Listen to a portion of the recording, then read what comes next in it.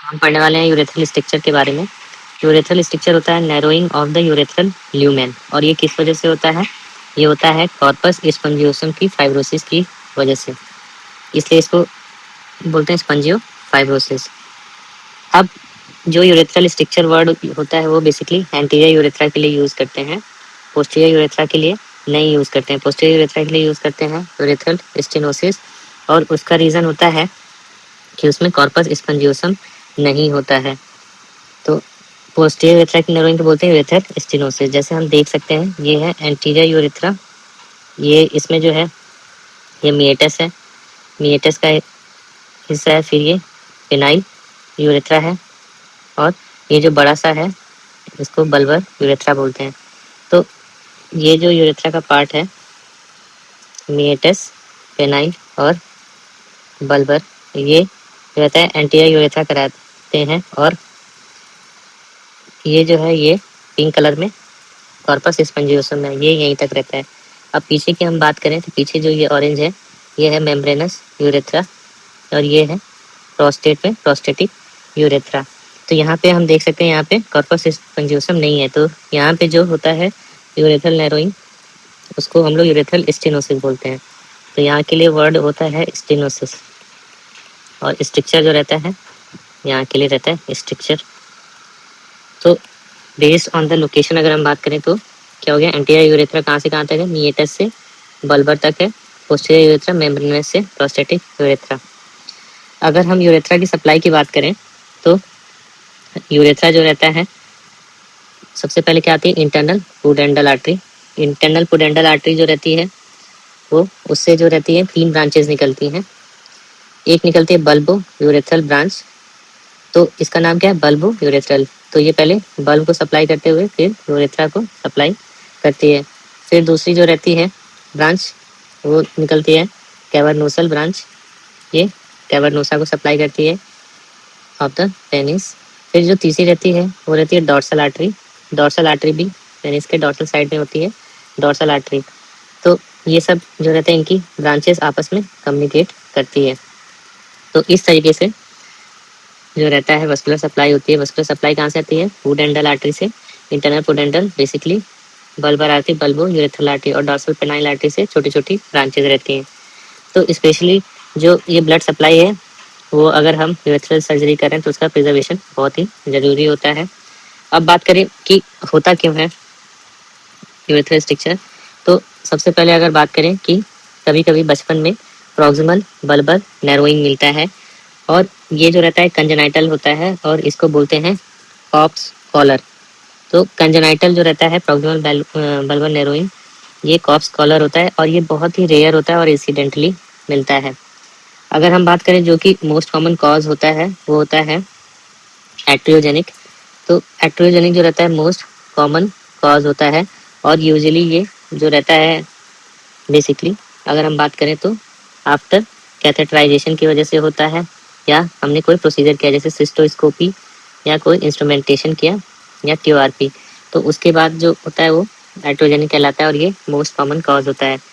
फिर उसके बाद इन्फेक्शन की वजह से हो सकता है। इन्फेक्शन में जो मोस्टली होता है वो होता है गोनोकोकल, और गोनोकोकल जो होता है ये बल्बर यूरेथ्रा को अफेक्ट करता है और उसकी फाइब्रोसिस कराता है। फाइब्रोसिस जो रहता है होने की वजह से बाद में उसमें स्ट्रक्चर डेवलप कर जाता है। तो ये रहता है गोनोकोकल, और ये जो है डेवलप्ड कंट्रीज में बहुत रेयर होता है। तो दूसरा हमने पढ़ा गोनोकोकल यूरेथ्राइटिस। फिर जो रहता है लाइकन स्क्लेरोसिस। तो लाइकन स्क्लेरोसिस क्या रहता है? एक क्रोनिक इन्फ्लेमेटरी डिजीज होता है, क्रोनिक इन्फ्लेमेटरी डिजीज होता है, और ये एक तरीके का डर्माटोसिस है जो कि ग्लैंड्स को अफेक्ट करता है, मिएटस को अफेक्ट करता है, और पेनाइल यूरेथ्रा को अफेक्ट करता है। और ये एक तरीके के प्रोग्रेसिव डिजीज है, मिएटस से शुरू होकर ग्लैंड्स को फिर पेनिस को इन्वॉल्व करता है, प्रोग्रेस करता है, और ये रिकरेंट होता है, बार बार होता है। पेशेंट को यूरेथ्रोप्लास्टी करने के बाद भी दोबारा रिकरेंस के चांसेस होते हैं, और काफ़ी रेजिस्टेंट टाइप का डिजीज होता है। तो इसको बेलेनाइटिस जेरोटिका ऑब्लिटरेंस भी बोलते हैं। तो अब जो है अगला जो है कॉज होता है ट्रॉमा। ट्रॉमा में क्या होता है? जो पेल्विक फ्लोर जो रहता है उसमें इंजरी हो जाती है, और उसमें बेसिकली पोस्टीरियर यूरेथ्रा जो रहता है, जहाँ पे यूरेथ्रा सबसे ज़्यादा ये बल्बर और मेम्ब्रेनस पार्ट है, तो बल्बर और मेम्ब्रेनस पार्ट में इंजरी होती है। ये रहा बल्बर और मेम्ब्रेनस पार्ट, तो यहाँ पे होती है पोस्टीरियर यूरेथ्रा की इंजरी सबसे ज़्यादा होती है। तो ट्रॉमा में basically posterior bulbo membranes injury होती है और इसमें बेसिकली क्या हो सकता है, एसोसिएटेड पेल्विक फ्रैक्चर हो सकता है और स्ट्रैडल इंजरी हो सकती है। फिर अब बात करें सर्जरी के बाद स्ट्रक्चर डेवलप करता है। यूजुअली पेशेंट अगर टीओआरपी करवाता है या प्रोस्टेट रिमूवल, ओपन प्रोस्टेटेक्टमी कराए या हाइपोस्पेडियास रिपेयर, तो इस सर्जरी के बाद पेशेंट को इस्कीमिया डेवलप हो जाता है और फिर इस्कीमिया से फाइब्रोसिस और स्कैरिंग हो जाती है और उसके बाद स्ट्रक्चर डेवलप कर सकता है। और रेडिएशन की वजह से क्या होता है, वस्कुलरिटी हैम्पर हो जाती है और उसकी वजह से फाइब्रोसिस होता है और पेशेंट को बल्बो मेम्ब्रेनस रीजन पे स्ट्रक्चर डेवलप करता है। तो इसका जो रिपेयर होता है वो काफ़ी डिफिकल्ट होता है और ऐसे केस में हमें ग्राफ्ट यूज़ करना पड़ता है। तो अगर हम बात करें लाइकन स्क्लेरोसिस की, तो ये एक ऐसी बीमारी है जो continue to progress even after the excision. जो डिजीज़ होता है बेसिकली क्यूटेनियस होता है, ना कि यूरेथ्रल। तो ओरल ग्राफ्ट हमें यूज़ करना चाहिए, ना कि लोकल बाय स्किन यूज़ करना चाहिए। तो इसलिए हमें लोकल स्किन के बजाय ओरल ग्राफ्ट प्रेफर करते हैं। तो यूजुअली अगर हम बात करें कि यूरेथ्रा की पैथोलॉजी की क्यों होता है यूरेथ्रल स्ट्रक्चर, तो सबसे पहले इसमें नॉर्मल तरीके से यूरिन पास कर रहा होता है और ये रहता है पूरा जो लाइन रहता है स्क्वेमस मेटाप्लेजिया से यूरेथ्रल लाइनिंग रहती है। अब इसमें कोई भी ब्रीच होता है तो उसकी वजह से यूरिन जो है अंदर लीक कर जाता है और इन्फ्लेमेशन करने लगता है। अब ये इन्फ्लेमेशन जो रहता है धीरे धीरे जो रहता है फाइब्रोसिस होने लगती है और ल्यूमेन जो रहता है नैरो हो जाता है। इस फाइब्रोसिस को बोलते हैं स्पंजियो फाइब्रोसिस और बाद में ये यूरेथ्रा के बाहर भी प्रोग्रेस कर जाता है अगर ट्रीट नहीं किए, तो इसको बोलते हैं एक्स्ट्रा यूरेथ्रल स्पंजियो फाइब्रोसिस। इस तरीके से डिजीज प्रोग्रेस करती है। ये जो है लाइकन स्क्लेरोसिस है। लाइकन जो डिजीज है इसमें हम देख सकते हैं जिसमें मीटस काफ़ी नैरो है और जो ग्लैंस की स्किन है वो वाइट कलर की ब्लैंचिंग हो गई है, ग्लैंस्ड है या हाइपोपिगमेंटेड है और ये जो है नैरो मीएटस है। तो ये जो कैरेक्टरिस्टिक फीचर होता है वो लाइकन स्क्लेरोसिस का होता है, जो कि क्रोनिक इन्फ्लेमेटरी डिजीज होती है और एक डर्माटोसिस है। तो पैथोफिजियोलॉजी की बात करें तो हीलिंग क्या रहता है, यूरेथ्रल जो एपिथेलियम होता है उसमें जब इंजरी होती है तो उसमें जो हीलिंग होती है वो फाइब्रोसिस से होती है और फाइब्रोसिस से जब हीलिंग होती है तो यूजुअली क्या होता है उसमें जो कोलेजन रहता है काफ़ी डेंस हो जाते हैं और जो इलास्टिक रिकॉइल होता है उसका वो लॉस्ट हो जाता है।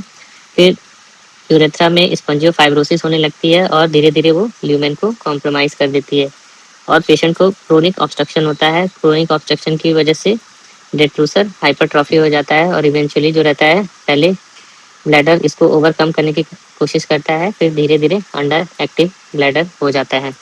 तो जब हम अगर हिस्टोलॉजिकली बात करें तो स्ट्रक्चर में क्रोनिक इन्फ्लेमेटरी इन्फिल्ट्रेट मिलेगा, उसमें फाइब्रोब्लास्ट का पॉलिफरेशन मिलता है और कोलेजन का डिपोजिशन मिलता है।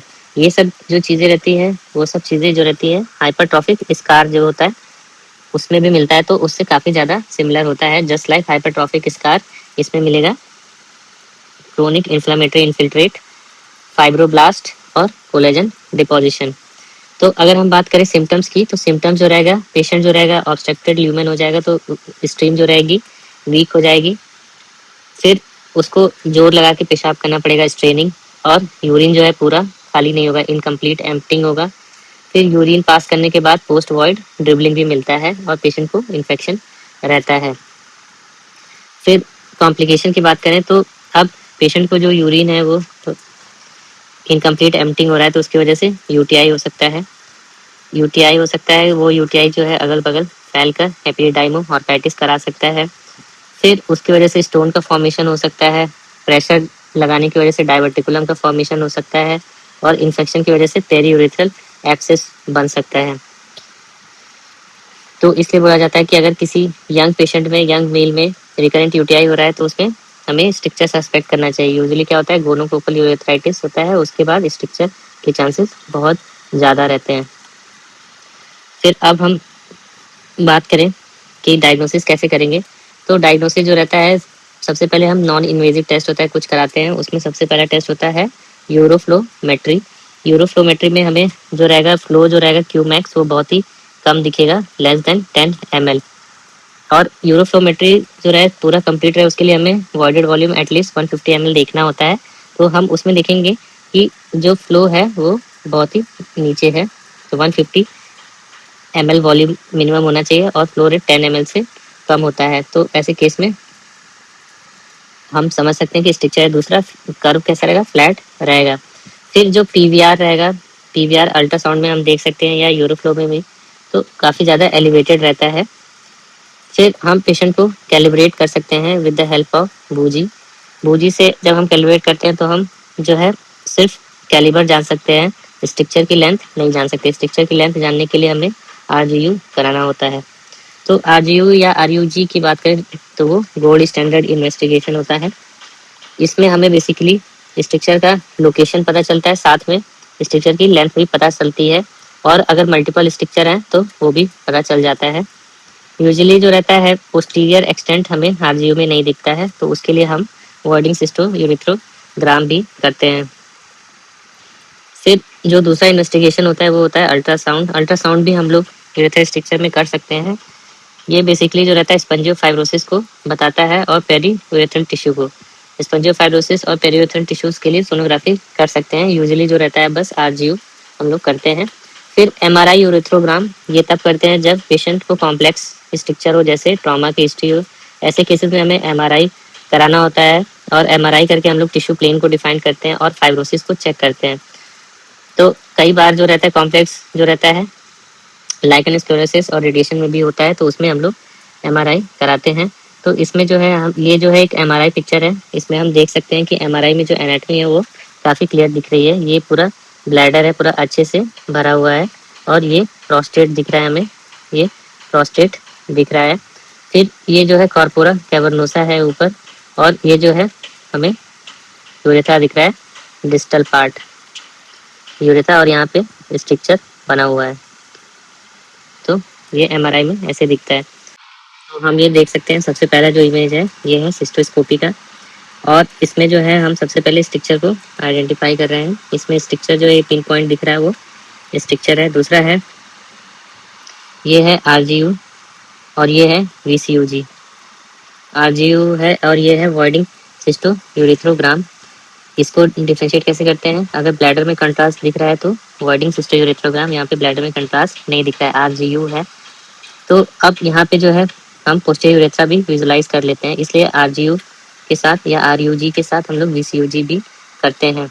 तो इसमें जो रहता है ये बल्बर यूरेथ्रल स्ट्रक्चर दिख रहा है, दोनों जो है हम अच्छे से आइडेंटिफाई कर पा रहे हैं। फिर ये जो है ये ग्रे स्केल अल्ट्रासाउंड है, इसमें जो है हम ये कैलिबर है और यहाँ पे हम स्पंजियो फाइब्रोसिस आइडेंटिफाई कर पा रहे हैं, स्ट्रक्चर आइडेंटिफाई कर पा रहे हैं। फिर ये जो है कंट्रास्ट इनहांस्ड अल्ट्रासाउंड है सेम का, और यहाँ पे स्ट्रक्चर दिख रहा है, ये कंट्रास्ट इनहांस्ड अल्ट्रासाउंड है। तो ये सब चीज़ें हम लोग यूज़ कर सकते हैं स्ट्रक्चर को देखने के लिए। पहला हो गया सिस्टोस्कोपी, फिर दूसरा रहता है आरजीयू। आरजीयू जो रहता है गोल्ड स्टैंडर्ड होता है, क्योंकि इसमें हमें स्ट्रक्चर की लोकेशन भी पता चल रही है, स्ट्रक्चर का जो है नंबर भी पता चल रहा है, एक स्ट्रक्चर है, और साइज भी पता चलता है, तो ये गोल्ड स्टैंडर्ड होता है। फिर उसके बाद अब हम अगला जो इमेज देख रहे हैं, तो इसमें आरजीयू का यूज़ करके हम स्ट्रक्चर को लोकेलाइज कर रहे हैं। ये बेसिकली जो स्ट्रक्चर है ये बल्बर यूरेथ्रल स्ट्रक्चर है, ये बल्ब है, और इसमें हमें स्ट्रक्चर दिख रहा है, ये बल्बर यूरेथ्रल स्ट्रक्चर है। फिर अगर हम बात करें जो अगला है, इसमें जो ये बल्बर हिस्सा है वो हेल्दी है, इसमें कुछ भी नहीं है, और जो स्ट्रक्चर है वो यहाँ पे आगे ये पतला सा रीजन है, ये एरो हेड से दिखा रहा है। तो ये जो रीजन होता है ये है पेनाइल यूरेथ्रल स्ट्रक्चर। फिर जो अगला है इसमें हम देख सकते हैं पूरे यहाँ से लेके यहाँ तक स्ट्रक्चर है, तो ये है पैन यूरेथ्रल स्ट्रक्चर। तो आरजीयू की मदद से हम क्या जानते हैं, इसकी लेंथ कितनी है, लोकेशन कहाँ है, और कितने स्ट्रक्चर हैं, तो ये जान सकते हैं। फिर अगला जो है अगर हम बात करें तो एंडोस्कोपी जो डिस्कस कर लिया था, यूरेथ्रोस्कोपी, इसमें हम डायरेक्ट विजुलाइज कर सकते हैं स्ट्रक्चर को।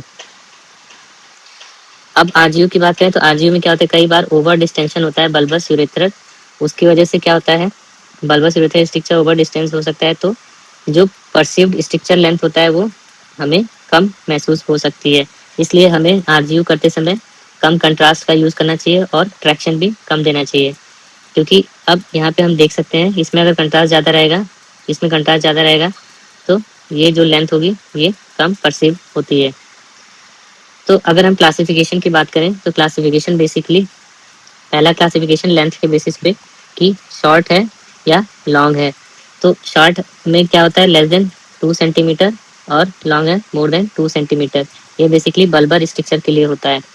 तो ये रहता है। दूसरा जो क्लासिफिकेशन रहता है वो basically based on the location कि किस टाइप का स्ट्रक्चर है, आइदर बल्बर है, पेनाइल है, या पैन यूरेथ्रल स्ट्रक्चर है, या मिएटस है। तो इस तरीके से हम क्लासिफाई कर सकते हैं। तो अगर स्ट्रक्चर जो है 2 सेंटीमीटर से छोटा रहता है और ट्रॉमा की वजह से बना है, तो ऐसे केस में हम लोग एक्सीजन और प्राइमरी एनास्टोमोसिस करते हैं। इसका जो रहता है सबसे अच्छा 95% ऑलमोस्ट जो रहता है, तो वो इसका जो है सक्सेस रेट 95% रहता है ऑलमोस्ट। जबकि अगर हम बात करें मोर देन 2 सेंटीमीटर स्ट्रक्चर रहता है, तो उसके केस में हम बकल मिकोसा ग्राफ्ट यूज़ करते हैं। तो चाहे वो पेनाइल हो, चाहे वो चाहे पैन यूरेथ्रल स्ट्रक्चर हो, चाहे पोस्टीरियर यूरेथ्रल स्ट्रक्चर हो, चाहे मिएटल हो, किसी भी तरीके का स्ट्रक्चर हो, सब में जो रहता है स्टैंडर्ड अब BMG है। तो यूजुअली हम देख सकते हैं BMG यूज़ करते हैं, बस टेक्निक अलग अलग होती है। अगर पेल्विक फ्रैक्चर हुआ रहता है और उसमें जो रहता है स्ट्रक्चर बना रहता है पोस्टीरियर, तो उसमें हम लोग टर्नल वार्बरिक मेथड यूज़ करते हैं, उसको हम आगे डिस्कस करेंगे। और फिर एनास्टोमोसिस करते हैं। तो टर्नल वार्बरिक perineal excision and primary anastomosis उसे बोलते हैं। ये जो रहता है, ये टर्नल वार्बरिक ने रिंग दिया था, इसको टर्नल वार्बरिक रिट्रैक्टर भी बोलते हैं। तो सबसे पहले हम स्ट्रक्चर की बात करें तो एंडोस्कोपिक मैनेजमेंट होता है। उसमें बेसिकली हम लोग सिंपली डायलेट कर देते हैं। डायलेट करने के लिए हम लोग ये डिफरेंट डायलेटर्स होता है वो यूज़ करते हैं। जो पहला हम लोग डायलेटर्स देख रहे हैं, इसको बोलते हैं मेटल साउंड्स। ये मेटल के बने रहते हैं, इनको बोलते हैं मेटल साउंड्स। ये डायलेटर यूज़ करते हैं। और फिर जो अगला है ये है, ये और ये वाले जो डायलेटर्स होते हैं ये फिलीफॉर्म डायलेटर्स होते हैं, इनको फिलीफॉर्म डायलेटर्स बोलते हैं। और इसमें 2 पार्ट होते हैं। ये फिलीफॉर्म डायलेटर्स में ये फॉलोअर्स होते हैं और ये लीडर। तो ये फॉलोअर्स होते हैं, ये लीडर्स होते हैं फिलीफॉर्म डायलेटर। और ये जो है ये बलून डायलेटर है। तो डायलेटेशन के लिए हम क्या यूज़ कर सकते हैं, मेटल साउंड्स यूज़ कर सकते हैं। मेटल साउंड्स के बाद हम लोग फिलीफॉर्म डायलेटर्स यूज़ कर सकते हैं और बलून डायलेटर्स यूज़ कर सकते हैं। तो ये जो रहता है काफ़ी सिंपल टेक्निक होता है और टेम्पररी रहता है, और इसमें रिकरेंस हाई रहता है यूजुअली जो रहता है। अब जो दूसरा टेक्निक है एंडोस्कोपिक तरीके से हम कर सकते हैं, वो होता है DVIU। तो DVIU में क्या होता है, तो इसमें जो रहता है 12 क्लॉक पे इंसिजन देते हैं, बेसिकली डॉर्सल साइड होता है। अगर हम पहली बार करते हैं तो इसका सक्सेस रेट रहता है 60% के अराउंड। और ये यूजुअली जो रहता है, अगर हम बात करें, अगर शॉर्ट बल्बर स्ट्रक्चर है लेस देन 2 सेंटीमीटर और फर्स्ट टाइम डेवलप हुआ है, तो उस केस में ये बेस्ट होता है, लेस देन 2 सेंटीमीटर। तो उस केस में इसका रिजल्ट बेस्ट होता है। फिर अगर हम जब रिपीटेड टेक्निक्स यूज़ करते हैं तो इसका जो सक्सेस रेट होता है वो बहुत कम हो जाता है और फाइनली 10% से कम भी हो जाता है। फिर जो हम लोग डायलिटेशन यूज़ कर रहे हैं, बलून डायलिटेशन, उसमें कुछ ड्रग्स यूज़ कर सकते हैं, जैसे माइटोमाइसिन C, ट्राइएम्सिलॉन, ये सब ड्रग्स यूज़ कर सकते हैं। और DVIU के लिए हम लोग लेज़र भी यूज़ कर सकते हैं। माइटोमाइसिन C, ट्राइएम्सिलॉन जो है DVIU के बाद हम लोग एडिशनली उस लोकल साइट पे इंजेक्ट भी कर सकते हैं। तो ये एक तरीके से एडजंक्ट होता है माइटोमाइसिन C, ट्राइएम्सिलॉन, ये फाइब्रोसिस को कम कर देता है। और जब भी हम DVIU होता है तो अगर ल्यूमेन ऑब्लिटरेटिव रहता है तो हम cut to the light method use करते हैं। उसमें बेसिकली जो लाइट रहती है उधर उसमें देख के जो रहता है इंसिजन करते हैं। तो ये बेसिकली ऑब्लिटरेटिव ल्यूमेन रहता है तब करते हैं। तो अगर अब एंडोस्कोपिक रिजल्ट की बात करें तो हर प्रोसीजर के साथ हर रिकरेंस जितनी बार होगा वो एंडोस्कोपिक का सक्सेस रेट कम हो जाता है। तो अगर 2 अटेम्प्ट से ज़्यादा हो गया है तो फिर फाइनली सर्जरी करना ही पड़ेगा। अब आगे बात करते हैं यूरेथ्रोप्लास्टी प्रिंसिपल।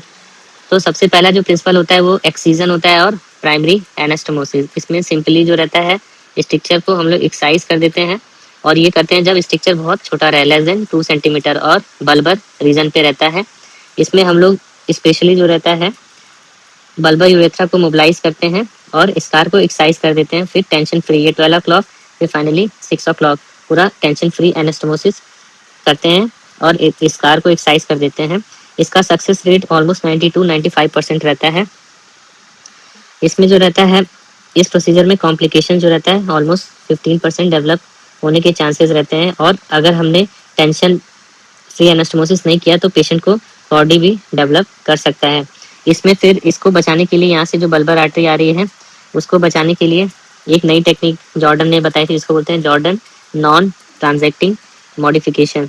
तो जॉर्डन ने जो बताई थी वो नॉन ट्रांजैक्टिंग मॉडिफिकेशन, वो बेसिकली बल्बर आर्टरी को प्रिजर्व करने के लिए बताई थी। तो पहला जो प्रिंसिपल हो गया वो हो गया एक्सीजन एंड प्राइमरी एनास्टोमोसिस।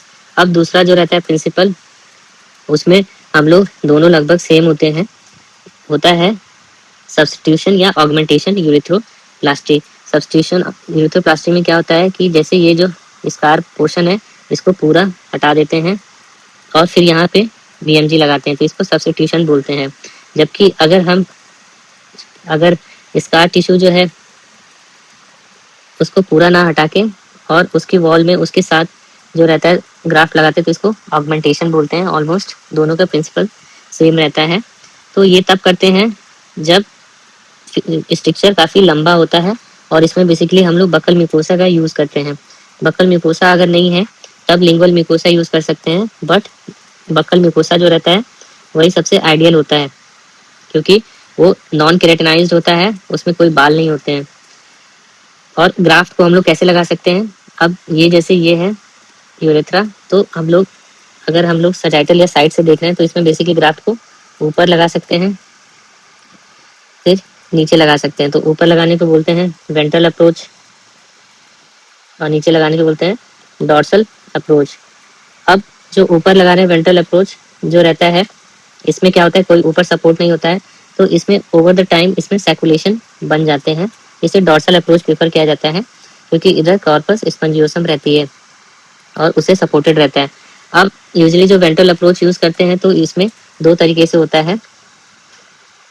इसमें जो रहता है पहला रहता है हम लोग जो करते हैं वो रहता है बार बैग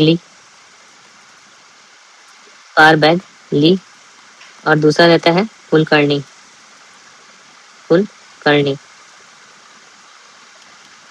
फिर एक और होता है डॉर्सल अप्रोच में, एक होता है असूपा। तो अंतर क्या होता है कि जब भी हम ग्राफ्ट लगाते हैं तो 2 तरीके से लगा सकते हैं। अब जैसे ये यूरेथ्रा है, फिर हमने क्या किया, जैसे ये यूरेथ्रा है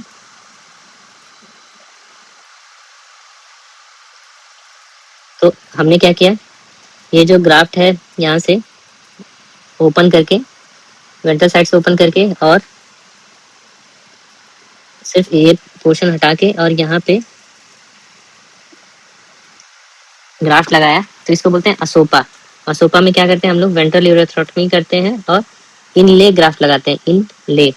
तो ये जो रहता है इनले का मतलब होता है इसके लाइन में लगाते हैं। तो वेंट्रल यूरेथ्रोटमी डॉर्सल इनले क्या होगा, असूपा। अब इसी टेक्निक को अगर हम बात करें तो इसमें क्या रहता है, ये जो बनाया और हमने क्या किया, इसके ऊपर ग्राफ्ट लगाया, तो इसको बोलते हैं ऑन ले जो रहता है, तो इसको क्या बोलेंगे, ये हम लोग करते हैं बार बेगली और फुल करनी से। तो दोनों में अंतर क्या होता है, अगर हम मोबिलाइजेशन जैसे ये यूरेथ्रा है और पूरा मोबिलाइज करें यूरेथ्रा दोनों साइड से तो बार बेगली होता है, और अगर सिर्फ एक साइड से करते हैं तो फुल करनी होता है। तो अगर हम बात करें सबसे पहले ग्राफ्ट की पोजीशन की, तो ग्राफ्ट की पोजीशन क्या हो सकती है, डॉर्सल बार बेगली और बेटर ग्राफ्ट सपोर्ट मिलता है उसमें, फिर वेंट्रल होता है उसमें सैकुलेशन बनते हैं। फिर जो तीसरा होता है वो क्या रहता है, उसमें भी डॉर्सल ग्राफ्ट लगाते हैं इनले, और लगाते कैसे हैं, वेंट्रल यूरेथ्रोटमी से, और इसको अशोका ने बताया था।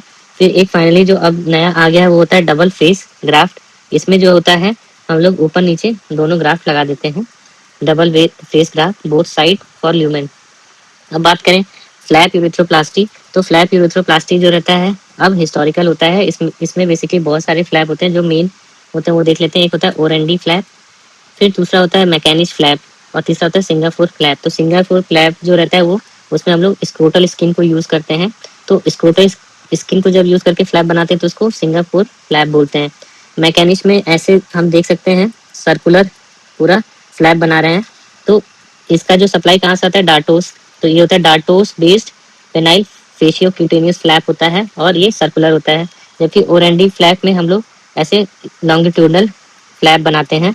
तो जो लॉन्गिट्यूडनल पेनाइल स्किन फ्लैप होता है और किस साइड बनाते हैं, वेंट्रल साइड, तो ओरेंडी फ्लैप कहलाता है। फिर एक फ्लैप और होता है जिसमें ऐसे जे शेप हॉकी स्टिक देकर के हम फ्लैप बनाते हैं, उसको बोलते हैं क्वार्टी फ्लैप। तो ये जो फ्लैप है ये सब हिस्टोरिकल है। अब स्टेज रिपेयर की बात करें तो स्टेज रिपेयर यूजुअली हम दो तरीके से कर सकते हैं। पहला कि हमने ये पूरा का पूरा ओपन करके छोड़ दिया, अब छोड़ के ये सिल दिया और फिर 6 मंथ बाद जो यहाँ पे टिश्यू ग्रो किया उससे फिर हम ट्यूबलराइजेशन कर देते हैं। इसको बोलते हैं जॉनसन टेक्निक। तो ये बेसिकली यूरेथ्रोप्लास्टी के लिए जो टेक्निक होता है वो जॉनसन। फिर ऐसा ही सिमिलर टेक्निक हम लोग जो रहता है हाइपोस्पेडियास में करते हैं। उसमें क्या करते हैं, उसमें हम लोग यहाँ पे ओपन करने के बाद बीएमजी लगा देते हैं और फिर 6 मंथ बाद ट्यूबलराइजेशन करते हैं, उसको बोलते हैं ब्रैका। तो ब्रैका में हम लोग क्या यूज़ करते हैं, ग्राफ्ट यूज़ करते हैं, आइदर प्रोप्यूस ग्राफ्ट या बकल म्यूकोसा ग्राफ्ट, ये यूज़ करते हैं। ऑलमोस्ट सिमिलर रहता है दोनों में। तो अगर हम बात करें स्टेज रिपेयर, तो जो जॉनसन रहता है स्टेज रिपेयर दो होते हैं, एक होता है ब्रैका और एक होता है जॉनसन।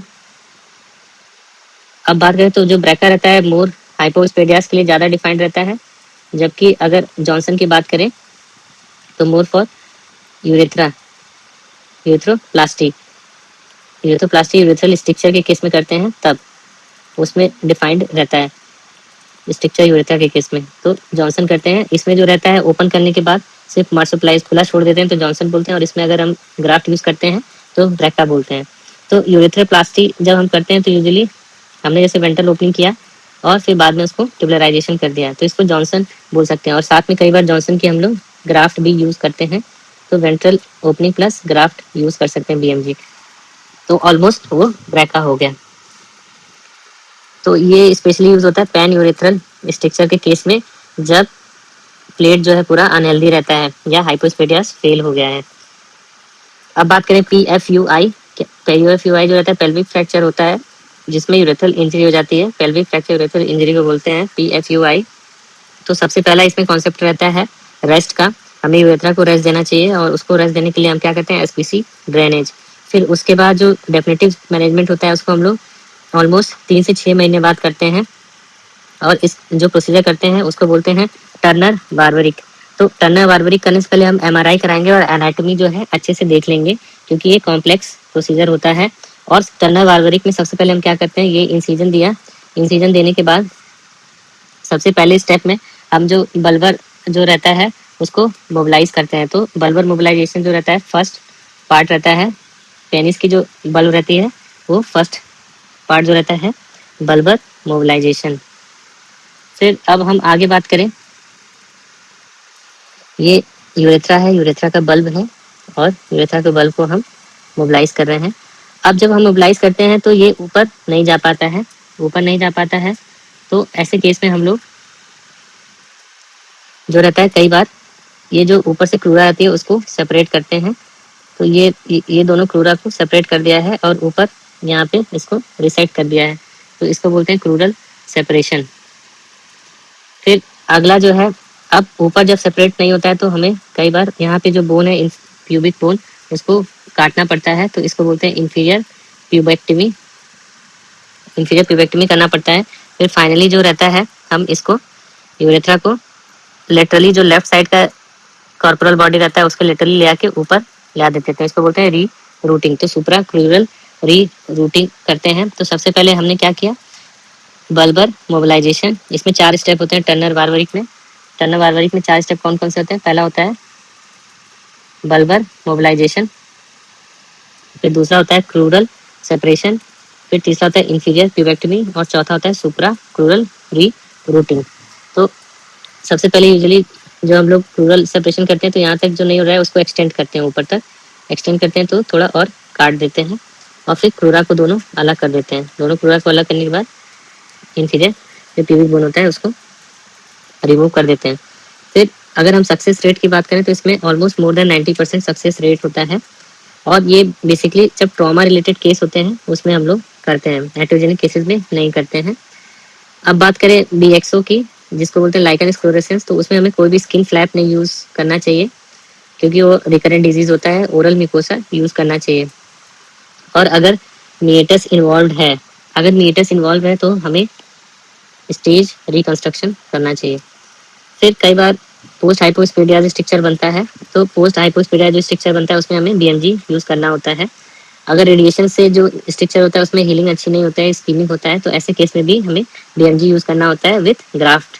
तो ग्राफ्ट जो रहता है उसको सप्लाई देता है, मस्कुलर सप्लाई। ऐसे केसेस में हमें एक्सीजन और प्राइमरी एनास्टोमोसिस नहीं करना चाहिए। फिर फीमेल स्ट्रक्चर का इंसिडेंस बहुत कम होता है क्योंकि यूरेथ्रा बहुत छोटी होती है, ऑलमोस्ट 7 to 8% होता है। तो ऐसे केस में जो बेस्ट इन्वेस्टिगेशन होता है सिस्टोस्कोपी। हम लोग फीमेल्स के केस में सिस्टोस्कोपी करते हैं, मेल्स के केस में RGU करते हैं। और जो फीमेल होते हैं यूजली पुअर स्टीम के साथ प्रेजेंट करती है और रिकरेंट UTI के साथ। तो जो बेस्ट प्रोसीजर फीमेल में होता है उसमें भी डॉर्सल BMG होता है। और अगर हम फ्लैप की बात करें तो पहले ब्लैंडीज फ्लैप यूज होता था जो कि वेंट्रल वजाइनल फ्लैप है। इसका सक्सेस रेट BMT का ऑलमोस्ट 90% यहाँ भी होता है। बच्चों की बात करें तो बच्चों में होता है जिनमें PU वॉल्व फल्ग्रेशन किया गया रहता है, उस वजह से होता है मोस्टली एट्रियोजेनिक, और उसमें भी बक्कल ग्राफ्ट प्रेफर किया जाता है। कॉम्प्लिकेशन क्या होता है स्ट्रक्चर सर्जरी का? सबसे पहला जो कॉम्प्लिकेशन होता है वो रिकरेंस जो रहता है। क्यों होता है? क्योंकि हमने जो है अच्छे से स्कार टिश्यू एक्सरसाइज नहीं किया है, ग्राफ्ट बेड जो है अच्छा नहीं है, और जो डिजीज है वो लाइकन स्क्लेरोसिस या कोई ऐसी बीमारी है जैसे रेडिएशन, तो ऐसे केसेस में जो रहता है रिकरेंस के चांसेस बहुत हाई रहते हैं। फिर दूसरा जो कॉज कॉम्प्लिकेशन वो होता है ED, इरेक्टाइल डिसफंक्शन जो रहता है। अगर हम ट्रांजैक्टिंग अगर एक्सीजन और प्राइमरी एनास्टोमोसिस करेंगे तो ऐसे चांसेस रहते हैं ED डेवलप होने के। अगर हम लोग वेसल स्पेयरिंग या नॉन ट्रांजैक्टिंग करते हैं तो ED के चांसेस बहुत कम हो जाते हैं।